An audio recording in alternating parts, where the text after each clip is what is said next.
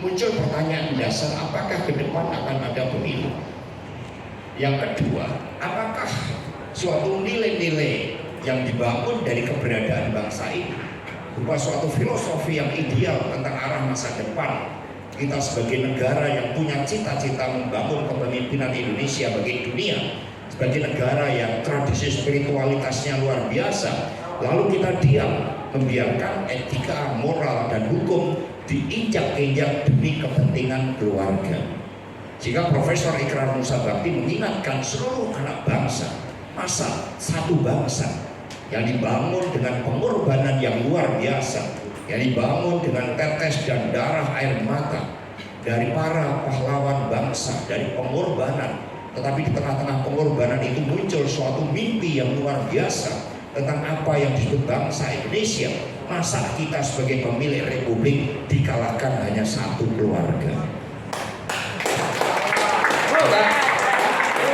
Pertarungan terukur kita tidak hanya berhenti ketika MK selesai memeriksa saksi. Kita semakin perlawanan. Kalau tadi Mas Roy Suryo mengatakan bahwa berdasarkan gugatan para pakar IT di Komisi Informasi Pusat, lalu mereka harus membuka bahwa yang namanya C1 metadata itu harus terbuka bagi publik demi kedaulatan rakyat, demi masa depan kita. Kita nggak usah berlama-lama.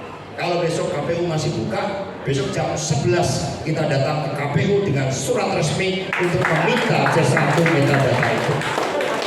Ya, itu harus kita minta data ini. Kalau perlu sampai tidur di sana di depan ruang KPU.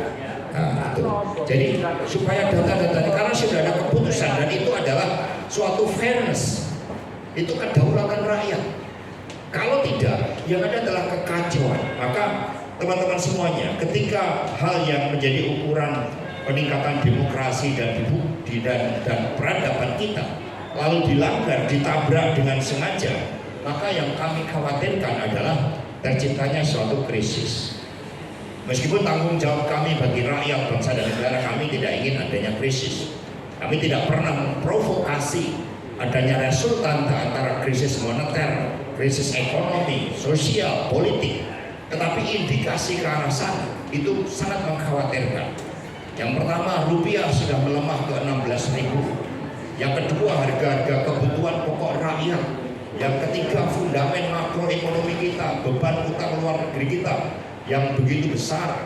Saat ini mencapai 196 miliar US dollar utang pemerintah. Utang BUMN dan swasta sekitar 225 US dollar. Kemudian pemerintah mengeluarkan surat utang negara yang membeli SUM itu sekarang sebagian besar adalah Bank Indonesia, kepemilikannya 22%. Sehingga ini sangat mengkhawatirkan kita bersama. Belum persoalan geopolitik global, ketika kapal niaga yang lewat Laut Merah itu sudah diserang pemberontak Houthi akibat persoalan geopolitik sebagai aksi unilateral Amerika Serikat kepentingan terhadap Timur Tengah yang kaya dengan minyak itu. Belum persoalan antara Israel dan Palestina, sikap kita sangat jelas mendukung kemerdekaan Palestina seluas-luasnya, dan itu akan menciptakan suatu krisis lebih lanjut, suatu solidaritas bangsa-bangsa di dunia sampai keluar resolusi PBB, sehingga kita akan dihadapkan pada persoalan terkait dengan minyak. Sementara subsidi kita atas minyak itu sudah semakin besar, subsidi listrik, subsidi pangan, belum dengan bansos yang dilakukan secara luar biasa.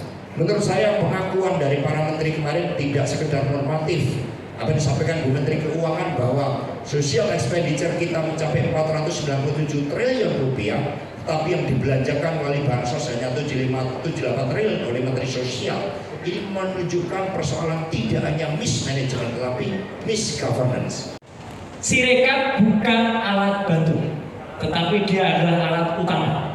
Karena satu-satunya yang termuat dalam PKPU nomor 5 tahun 2024 yang tadi disebutkan oleh Mas Anas, yang disahkan baru tanggal 12 Februari 2024, 2 hari sebelum pemilu baru membuat keputusan. Dan diundangkannya baru tanggal 13 Februari, Mas ya. Gila kan ini, padahal itu detail sekali. Itu hanya menulis sirekap. Sirekap ditulis detail di bab 1 poin nomor 43 kalau nggak salah, kemudian di beberapa bab yang lain.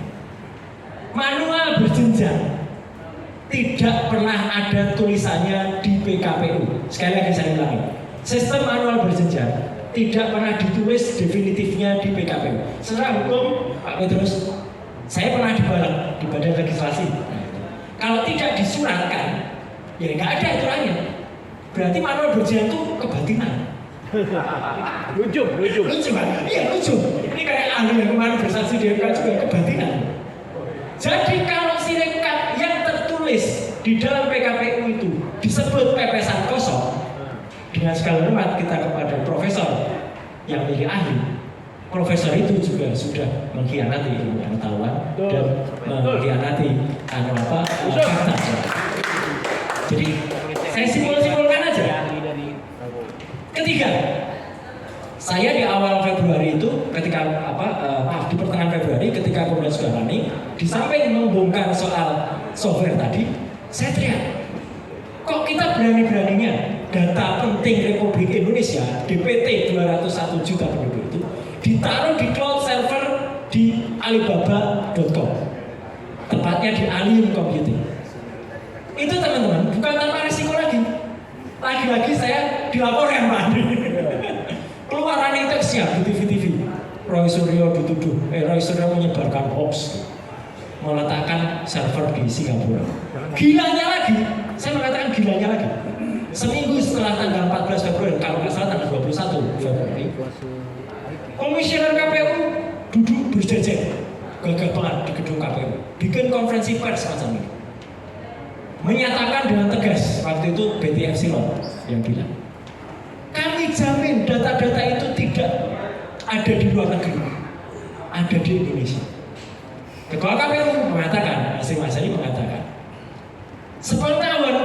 sejauh pengetahuan saya, sepanjang pengetahuan saya, memang data-data itu hanya ada di dalam negeri. Saya langsung teriak, berarti pengetahuannya nggak panjang itu. Dan satu lagi, bohong, KPU bohong, karena jelas-jelas luar negeri. Tapi ternyata kebohongan mereka itu memang sudah ada triki sebelumnya Pak Putri.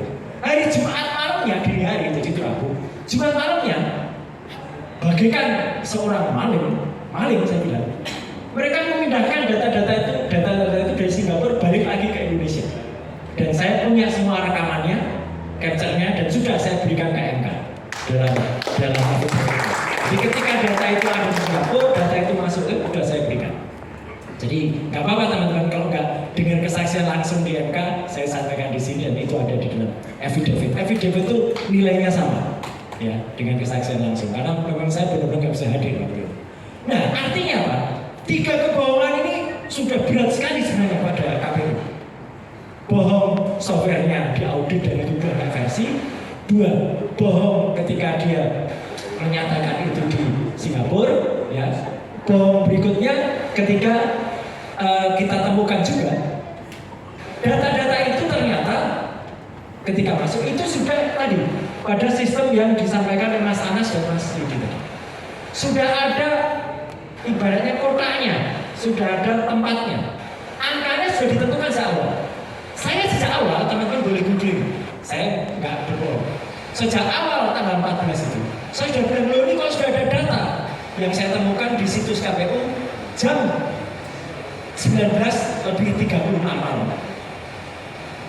Hari H pemilu jam 19:36 di situs KPU itu sudah ada angkanya 24%. Kasih ini. Oh tapi jatuh, Pak. Saya masih punya kontrolan. Keseimbangan. Bismillahirrahmanirrahim. Assalamualaikum warahmatullahi wabarakatuh. Saya akan mencoba menyampaikan Sirekap sebagai saksi bisu kejahatan politik. Mungkin ini akan diubah menjadi khusus untuk Pilpres 2024. Di sini saya akan sampaikan berdasarkan diagnosis berdasarkan sudut pandang rekayasa.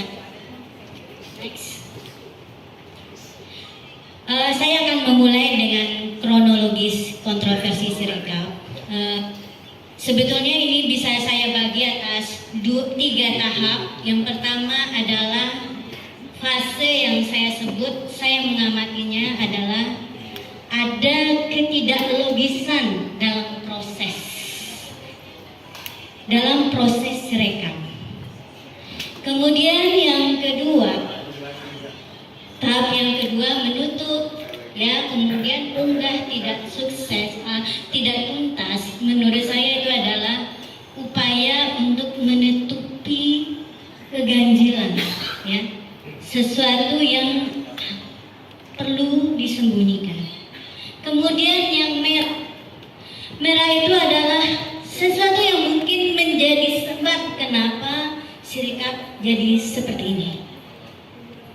Prosentase yang harus dibuat statis, yang perlu dibuat statis dengan kisaran 24, 58, dan 16%. Itu harusnya sudah.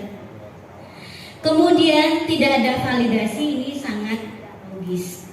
Saya menganalogikan bahwa itu ibarat kita setor di mesin ATM, setor uang, kemudian mesin membaca uangnya, lalu menampilkan berapa banyak lembar. Kemudian ada salah, kita nggak bisa edit, tapi langsung disimpan. Itu yang namanya harusnya kalau validasi kan bertanya dulu sudah benar atau belum. Bahkan yang lebih fatal, saya menganalogikan bahwa ini desain pesawat tanpa daun pintu dan seatbelt. Next. Saya mencoba merekonstruksi singkat aja ini bahwa ada Sirekap mobile yang masa hidupnya sangat singkat, hanya sampai tanggal 17 Februari mungkin, karena dia hanya untuk mengunggah. Lalu ada Sirekap web yang harusnya sampai sekarang kita bisa mengakses informasinya, termasuk masyarakat. Masyarakat adalah stakeholder dari Sirekap. Kemudian lanjut. Nah, kita coba lihat kesalahan logis yang membuat saya sangat yakin ini adalah by design yang terjadi, ya, bahkan mungkin sebelum hari H pemungutan. Harusnya logikanya adalah KPPS bisa login lalu memilih TPS untuk mengunggah foto. Kalau hasilnya benar, ya, maka jika tidak ada, kalau sukses unggahnya, karena problem kadang ada pada saat unggah. Lalu kalau unggahnya sudah sukses, dicek lagi, ada kesalahan nggak dari data numerik. Kalau iya, harusnya ini kan masih bagian dari proses entry. Apapun teknologinya, ini kita sebut bagian dari entry data oleh pelaku yang menghasilkan data tersebut. Nah, harusnya edit itu bagian dari validasi. Kalau dia sudah benar, sudah tidak ada kesalahan, data itu di-log dan sebagai data transaksi dia tidak boleh lagi dirubah.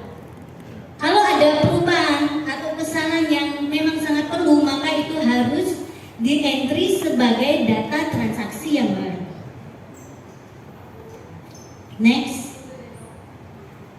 Nah, bagaimana manipulasi suara masif dilakukan? Next.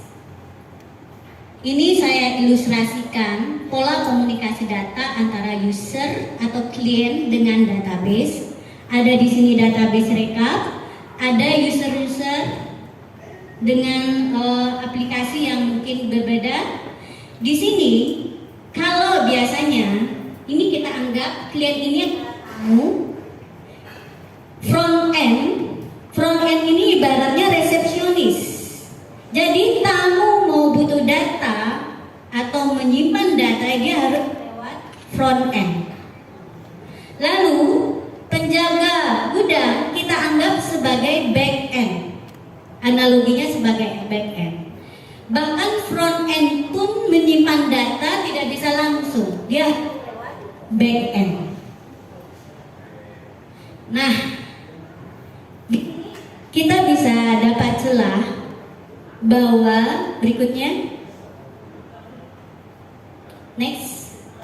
Nah, pola manipulasi suara tadi sudah dengan perubahan prosedur kita lihat bahwa terjadi ada edit C hasil oleh mungkin PPK atau kabupaten atau yang lebih tinggi lagi adminnya, level adminnya kita. Lalu bisa juga biasanya ya saya belum bisa